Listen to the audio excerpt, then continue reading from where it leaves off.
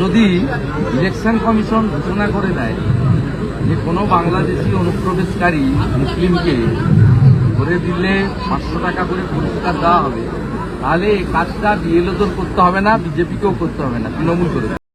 আচ্ছা, শুভেন্দু অধিকারীর প্রস্তাবটি যদি সত্যি হয় তাহলে কেন অ্যাপ্লাই করছেন না, বা ইলেকশন কমিশনকেই বা জানাচ্ছেন না কেন?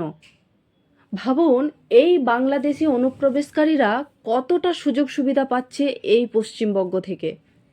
বাংলাদেশি রোহিঙ্গাদের ওপর মমতা সরকারের কতটা ঘনিষ্ঠতা আছে আজকে সেটাও জানা গেল।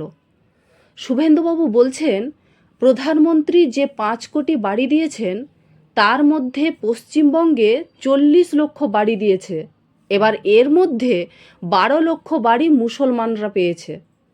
প্রধানমন্ত্রী যে 14 কোটি শৌচালয় নির্মাণের টাকা দিয়েছেন দেশে, পশ্চিমবঙ্গে 72 লক্ষ দিয়েছেন, কিন্তু তার মধ্যে 22 লক্ষ মুসলমানরা পেয়েছে। প্রতি বছরে 6,000 টাকা করে পিএম কিষাণ সম্মান নিধি পশ্চিমবঙ্গে 50 লক্ষ কৃষক পাচ্ছেন, তার মধ্যে 18 লক্ষ মুসলমান কৃষক পাচ্ছেন। আসলে প্রধানমন্ত্রী কোনো জাত ধর্ম সম্প্রদায় দেখে কোনো কিছু করেন না। ওনার বক্তব্য সাধারণ মানুষের যা অধিকার তা ফিরিয়ে দেওয়াই মোদিজির একমাত্র লক্ষ্য।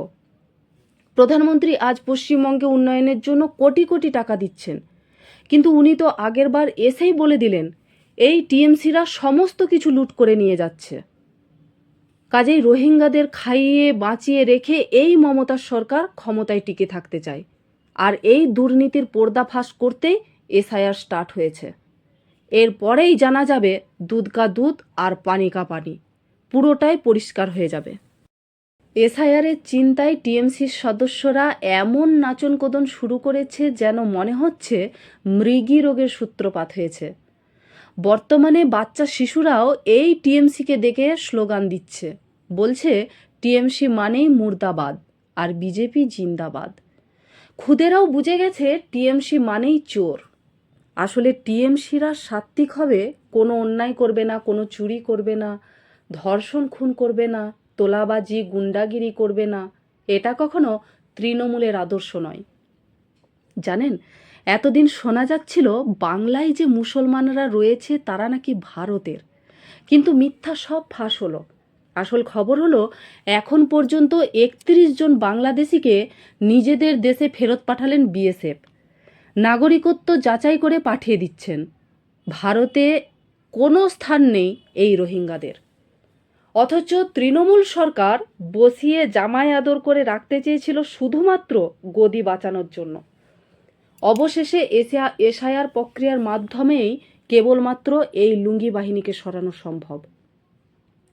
তারপরেও তৃণমূল সিপিএম মানতে চাইছে না এই যে এত অনুপ্রবেশকারী ঢুকে স্থায়ীভাবে জীবনযাপন করছে, এরপরেও সেই একই কথা, পশ্চিমবঙ্গে যে মুসলমানরা আছে তারা নাকি ভারতবর্ষের মুসলমান।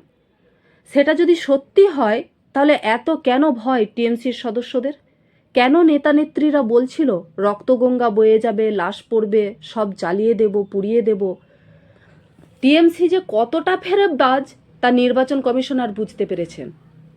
গতকাল যে অভিষেক ব্যানার্জি এত ঔদ্ধত্য দেখিয়ে বলছিল বিজেপি থাকবে না, অমিত শাহ থাকবে না, নির্বাচন কমিশন থাকবে না, এনারা কেউ থাকবেন না, বিজেপিকে 50-এ নামিয়ে দেব, এই হুঁশিয়ারি দিতে গিয়ে যেন তৃণমূল কংগ্রেস না 50-এর নিচে নেমে যায়। বাংলায় বিজেপি থাকবে কি থাকবে না সেটা তো সময় বলবে, কিন্তু তৃণমূল কংগ্রেস একবার হেরে গেলে ওদের অস্তিত্বটাই বিলুপ্ত হয়ে যাবে। তখন তৃণমূল কংগ্রেসকে দূরবীন দিয়েও খুঁজে পাওয়া যাবে না। আজকে বড় বড় বাতেলাবাজি করছে শুধুমাত্র পাওয়ার আর প্রশাসন পাশে আছে বলে। একবার পাশ থেকে সরে গেলে পাবলিক অর্থাৎ সাধারণ জনগণ ওদের মেরে তোক্তা বানিয়ে দেবে। কথাটা মিলিয়ে নেবেন। এখন এসআইআর আদেও কতটা সুষ্ঠুভাবে সম্পন্ন হবে সেটাই দেখার। সকল জনগণ ওয়েট করছে শুধু নির্বাচনের সময়ের জন্য। ভোটের মাধ্যমেই রাজ্য সরকারকে উত্তরটা দিয়ে দেবে জনগণ।